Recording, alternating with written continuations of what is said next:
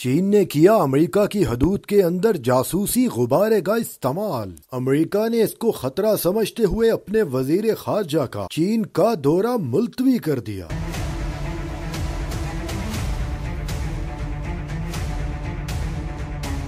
یہ جاسوسی غبارہ کیسے ڈرون جاسوس سے زیادہ بہتر ہوتا ہے اور چین نے اس کو استعمال کر کے امریکہ کو کیا پیغام دیا؟ امریکہ میں حساس مقام کے قریب ایک مبینہ چینی جاسوس غبارے کے اڑنے کی خبر نے بہت سے لوگوں کو یہ سوچنے پر مجبور کر دیا ہے کہ بیجنگ سیٹلائٹ کے ہوتے ہوئے بھی امریکی سرزمین کی نگرانی کے لیے ایسے آلے کا استعمال کیوں کرنا چاہے گا۔ چین نے کہا ہے کہ ریاست مونٹانا کے اوپر دکھایا گیا غبارہ محض ایک سویلین ہوائی جہاز ہے جو اپنے طے شدہ راستے سے ہٹ گیا تھا، لیکن امریکہ کو شبہ ہے کہ یہ اونچائی سے نگرانی کا آلہ ہے۔ غبارے سے نگرانی جاسوس کی سب سے قدیم ترین ٹیکنالوجیز میں سے ایک ہے۔ جاپانی فوج نے بھی انہیں دوسری جنگ عظیم کے دوران امریکہ میں آگ لگانے والے بم چلانے کے لیے استعمال کیا تھا۔ سر جنگ کے دوران امریکہ اور سوویت یونین کی طرف سے بھی بڑے پیمانے پر جاسوسی غبارے استعمال کیے گئے تھے۔ حال ہی میں امریکہ مبینہ طور پر پینٹاگون کی نگرانی کے نیٹ ورک میں اونچائی پر اڑنے والے انفینٹیبلز جو کہ غبارے جیسے ہوتے ہیں اور ان میں ہوا بھری ہوتی ہے، ان کو شامل کرنے پر غور کر رہا ہے۔ جدید غبارے عام طور پر زمین کی سطح سے 80 تا 1,20,000 فٹ تک یعنی 24 کلومیٹر سے 37 کلومیٹر کے درمیان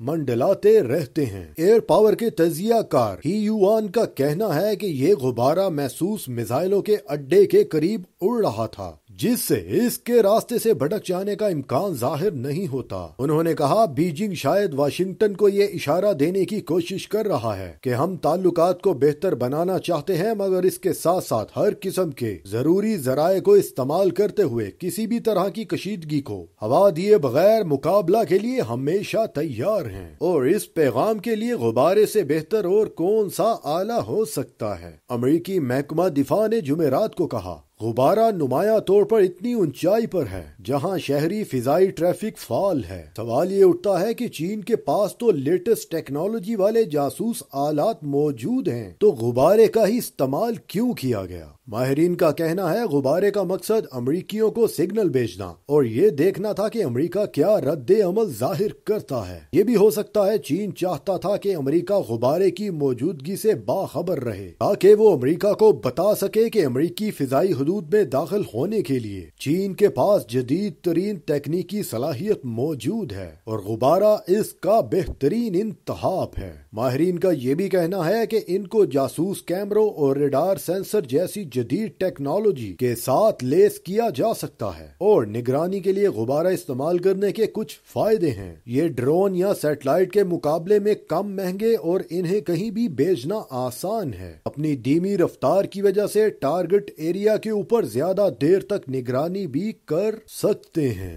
جبکہ سیٹلائٹ کی حرکت ایک مدار کے گرد صرف محدود ہوتی ہے۔